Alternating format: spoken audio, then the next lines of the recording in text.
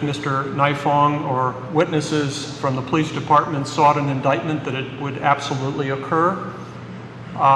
We had a dinner Saturday night with all the senior players and their families, but couldn't really talk about it. On Sunday, Mother's Day, was graduation day. And so Dave graduated one day before he was indicted. And what happened to the job at J.P. Morgan once he was indicted? J.P. Morgan indicated that they had to withdraw the offer because of felony charges.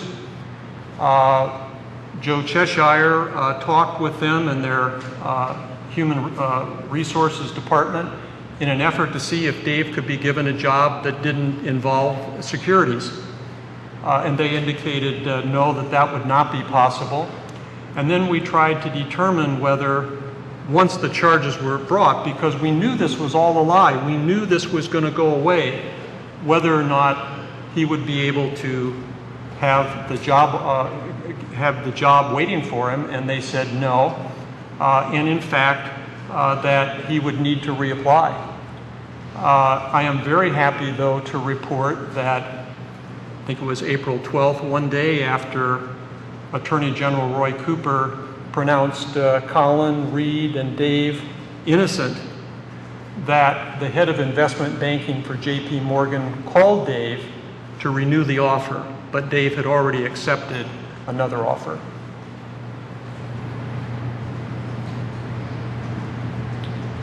Have there been continuing effects on your son and your family, even after the Attorney General's decision? I can tell you that the answer is yes. I'm sure that the Finnertys, the Seligmans, and the Evans will tell you that it's not like turning off a switch. The emotion is still there.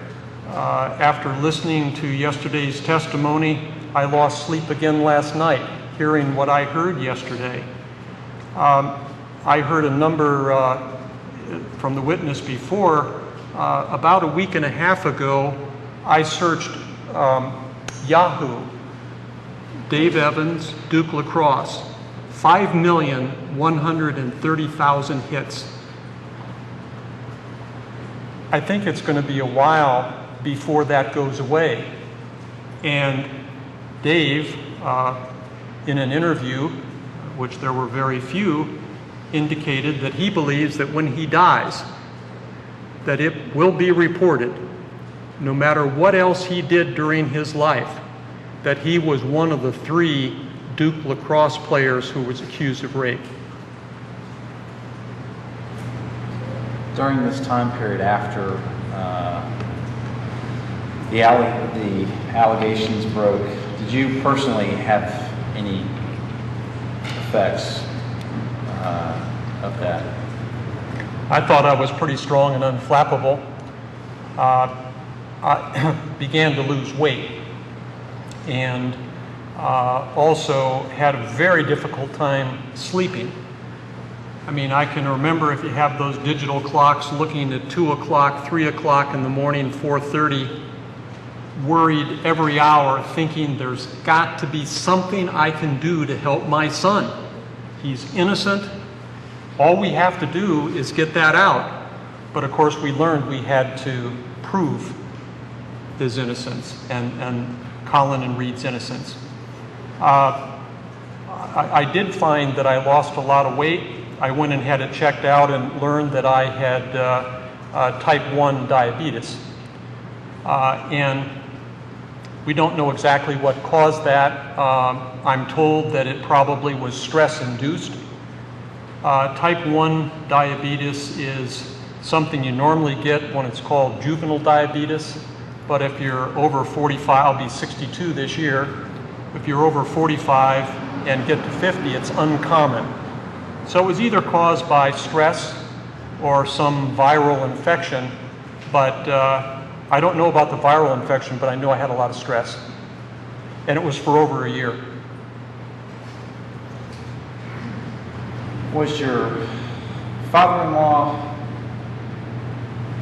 Is your son named after your father-in-law? Yes, my father-in-law, Ray's father, Raymond Anthony Forker, and David's middle name is Forker.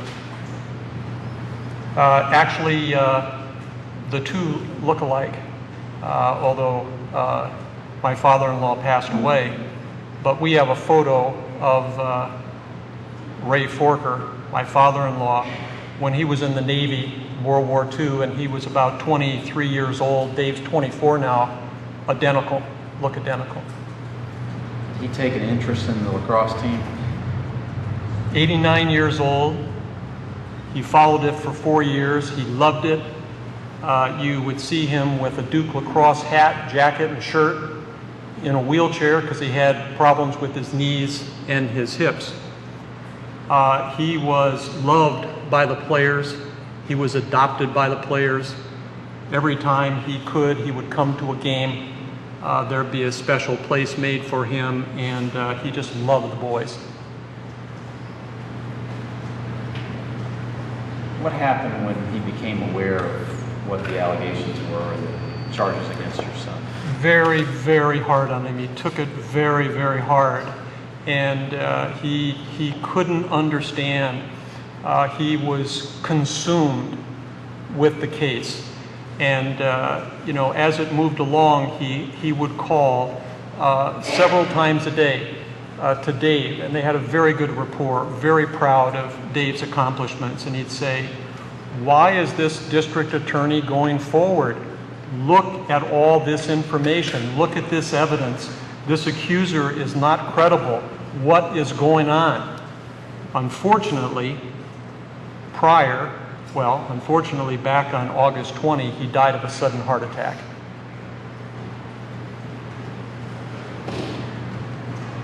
The great regret I know that Dave has, and Ray and I have, and Kristen, is that he died before he heard that the system worked and that Dave was declared innocent. We learned sometime after my father-in-law died that Saint Raymond is the patron saint of the falsely accused. And we've embraced that.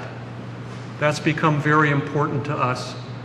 So we do feel that he knows, and we do feel that he had something to do with Dave and Reed and Colin, who were obviously falsely accused, for that truth to come out.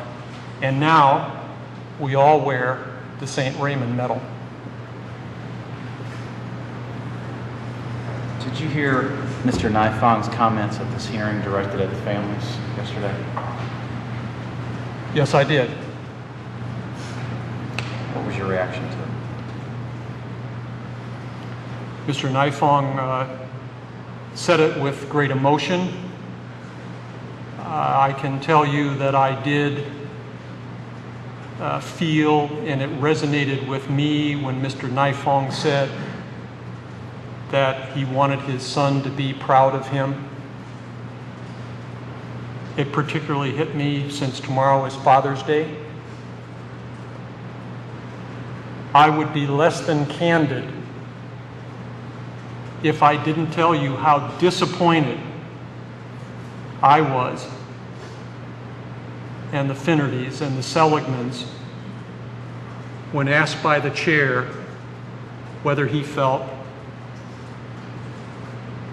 that a sexual assault had occurred,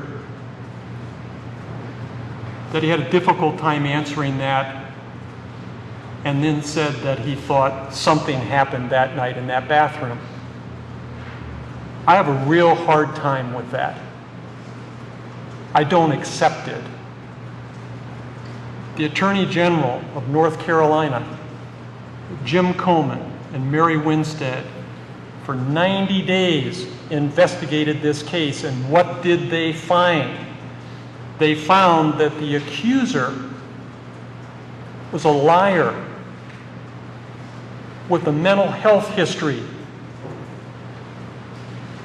They found that the accuser, who I don't know, all day yesterday during Mr. Nifong's testimony, he referred to her as the victim. They are the victims.